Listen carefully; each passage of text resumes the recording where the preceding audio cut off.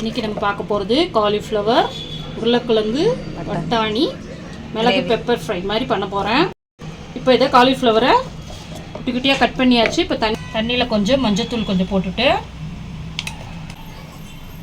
கல் போட்டு தண்ணி கொச்சோன்னே இந்த காலிஃப்ளவர் போட்டு ஃபஸ்ட்டு காலிஃப்ளவரை க்ளீன் பண்ணிக்கலாம். தண்ணி நல்லா கொதிச்சிச்சு, காலிஃப்ளவரை போட்டுடலாம்.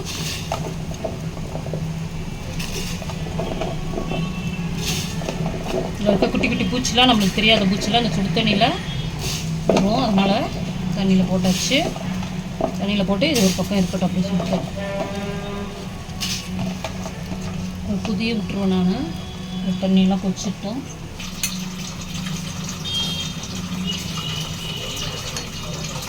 நல்லா சுட்டெல்லாம் போட்டு வச்சுக்குவேன். ஒரு ஸ்பூன் மிளகு, தனியா,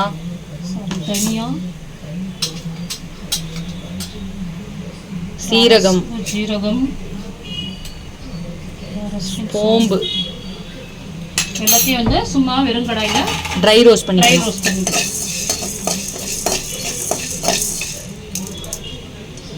கூட ஒரு காஞ்ச மிளகாய் போட்டுக்கலாம். 2 கருவேப்பிலை போட்டுக்கலாம். ஃபஸ்ட்டு ஃப்ரை பண்ணி இப்போ இதை எடுத்துக்கணும். எண்ணெய் ஊற்றாமல் இது வெறும் ட்ரை ரோஸ்ட் பண்ணி எடுத்துக்க வேண்டியதுதான். இது நம்ம பெப்பர் ஃப்ரை பண்ணுறதால மிளகு அதிகமாக இருக்கணும், நல்லாயிருக்கும். மிக்சியில் போட்டாச்சு. இது ஆறுனதுக்கப்புறம் இதை வந்து நம்ம பொடி பண்ணி வச்சுக்கலாம். பொடி பண்ணி வச்சுக்கலாம். அடுத்து நம்ம பார்க்கலாம். இப்போது இன்னொரு கடாயில் நம்ம என்ன பண்ணோம், கொஞ்சம் எண்ணெய் ஊற்றிட்டு இப்போ இதுக்கு நம்ம தாளிப்பு கொடுக்கணும். இதுக்கு எப்படி தாளிப்புனா பார்த்தீங்கன்னா, இதுக்கு வந்து சோம்பு பொடி போட்டுருவோம். ஏன்னா வந்து சோம்புன்றதை எங்கள் வீட்டில் என்ன பண்ணிங்கன்னா சோம்பு எடுத்து வச்சுருவாங்க, சாப்பிட மாட்டாங்க. அதாவது பொடியாக ஆட் பண்ணிவிட்டு அதுக்கப்புறம் பார்த்தீங்கன்னா பிரியாணி இலை, பட்டை, அதாவது பிரியாணிக்கு போட வேண்டிய மசாலாஸ் தான் நம்ம ஸ்பைஸ்லாம் இதில் ஆட் பண்ணிவிட்டு வெங்காயம் சேம் தான். நமக்கு எவ்வளோ வேணுமோ, இது வந்து ஒரு குவான்டிட்டியாக நம்ம பண்ணுறது. உங்களுக்கு இதே மெத்தடில் நீங்கள் 2 பேருக்கு வேணுன்னா கூட அதுக்கேற்ற வெங்காயம் அதே ஸ்பைஸை நீங்கள் எக்ஸ்ட்ரா ஆட் பண்ணிக்கலாம். இப்போ நாங்கள் பண்ணுறது பார்த்திங்கன்னா ஒரு 3 பேருக்காக இதை பண்ணுறது.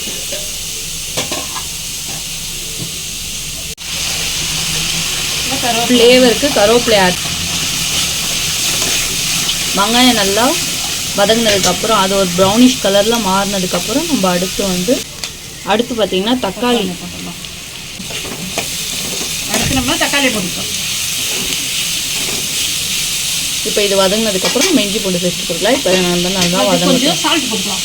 தக்காளி வதங்கினோம்னா கொஞ்சம் சால்ட். இப்போ வதங்கிடுச்சு.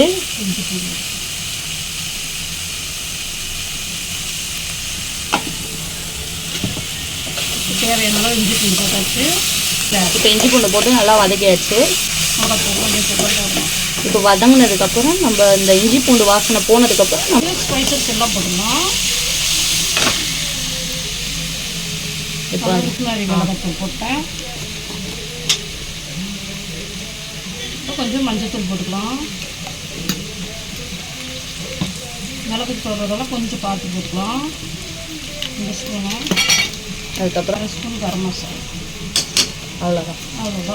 உப்பு தான் முதல்ல போட்டுடலாம். இது கொஞ்சம் தேவையான அளவுக்கு தண்ணி ஊற்றி பச்சை வாசம் போடுற வரைக்கும். அதை காலிஃப்ளவர் கூட போடுறதுக்கு உருளைக்கிழங்கு பட்டாணி வேக வச்சுருக்கேன். இப்போ அந்த தண்ணியே கொஞ்சம் அதில் ஊற்றிடலாம். அந்த தண்ணியை கொஞ்சம் ஊற்றிடலாம்.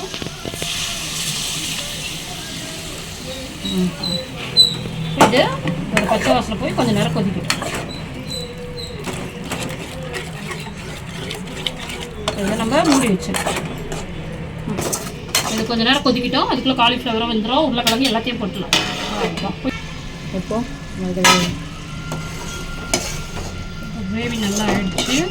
இது கூடவே வேக வச்சு பட்டாணியும் நம்ம போட்டுக்கலாம். இது கொஞ்சம் தண்ணி இருக்குது, அதோடு சேர்த்தே ஒரு தண்ணி வேஸ்ட் பண்ணாமல் பட்டாணி போட்டுட்டோம். பட்டாணியை போட்டாச்சு. கொஞ்சம் இது நல்லா வேகட்ட பட்டாணி இது கூட நல்லா சேமாக வேகட்டும்னு விட்டுருக்கேன். இப்போ இதை கொஞ்சம் மூடி கொஞ்சம் நேரம் கொதிக்கட்டும். காலிஃப்ளவரை குக்கரில் போட்டு வத்தல் நல்லா போட்டாச்சு. இதை எடுத்துடலாம். எடுத்து ஒரு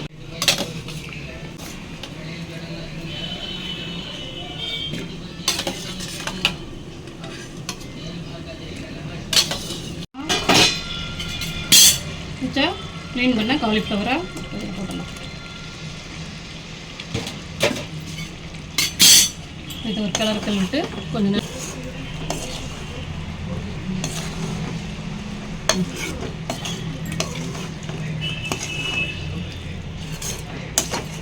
மூடி கொஞ்ச நேரம் வேக வச்சோம்.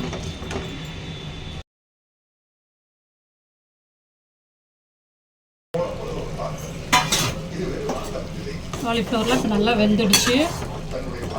கொஞ்சம் தண்ணியெல்லாம் போயிடுச்சு. கொஞ்சம் தண்ணி வச்சு இப்போ அது கூடவே நல்லா வேக வச்சு உருளைக்கிழங்கையும் போட்டுருவோம்.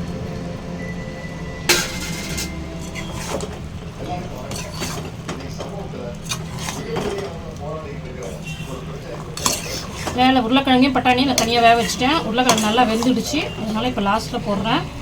போட்டுட்டு இப்போ நம்ம பொடி பண்ணோம்ல மிளகு தனியாலாம் மிக்சியில் பொடி பண்ணிவிட்டேன். இப்போ இதை அப்படியே போட்டுடலாம்.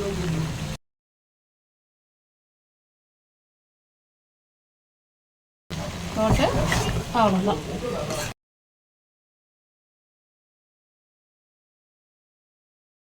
மழைக்கு நல்லா காரசாரமாக இருக்கும். காலிஃப்ளவர் மட்டும் போடாமல் அது கூட உருளைக்கிழங்கு பட்டாணி எல்லாம் போட்டால் நல்லாயிருக்கும். இதை போட்டு கொஞ்சம் நேரம் எண்ணெய் ஊற்றி சவுக்கு வச்சுட்டோன்னா அவ்வளோதான், முடிஞ்சு. எண்ணெய் ஊற்றி நல்லா சவுக்கு வச்சிடலாம். அவ்வளோதான். மழைக்கு நல்லா காரசாரமாக இருக்கும். சளி பிடிச்சிருந்தா மழைக்கு நல்லா இருக்குது. தொண்டைக்கு இதமாக இருக்கும். கொஞ்சம் மிளகுத்தூள் நிறைய சேர்த்தா நல்லாயிருக்கும்.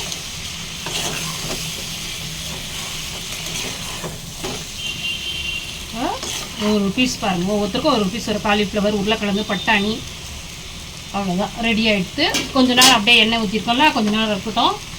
மிளகு காரம் பார்த்தோம்னா கொஞ்சம் மிளகுத்தூள் போட்டுக்கலாம். அது கூட கொஞ்சம் 1/2 ஸ்பூன் சோம்புத்தூள் போட்டால் நல்லா வாசனையாக இருக்கும். அதுக்கு தான் என்னவோ எது காலிஃப்ளவர் ரெடி ஆகிடுது. காலிஃப்ளவர், உருளைக்கிழங்கு, பட்டாணி கிரேவி ரெடி ஆகிடுச்சு. காலிஃப்ளவர் சும்மா போட்டால் என் பசங்களுக்கு வெறுமே போட்டால் பிடிக்காது. அது கூடவே பட்டாணி, உருளைக்கிழங்கு எல்லாம் போட்டால் அவங்க பசங்களுக்கு பிடிக்கும். அதனால தான் எல்லாத்தையும் நான் போட்டிருக்கேன். வெறும் காலிஃப்ளவரை கூட செய்யலாம். ஆனால் பசங்களுக்கு எங்கள் வீட்டில் அதெல்லாம் சேர்த்தா தான் பிடிக்கும். இப்போ அது மேலே நம்ம கொஞ்சம் கொத்தமல்லியே போட்டுக்கலாம். அவ்வளோதான். காலிஃப்ளவர், உருளைக்கிழங்கு, பட்டாணி பெப்பர் ஃப்ரை பார்த்தோம். மீண்டும் அடுத்த வீடியோவில் உங்களை பார்க்குறேன்.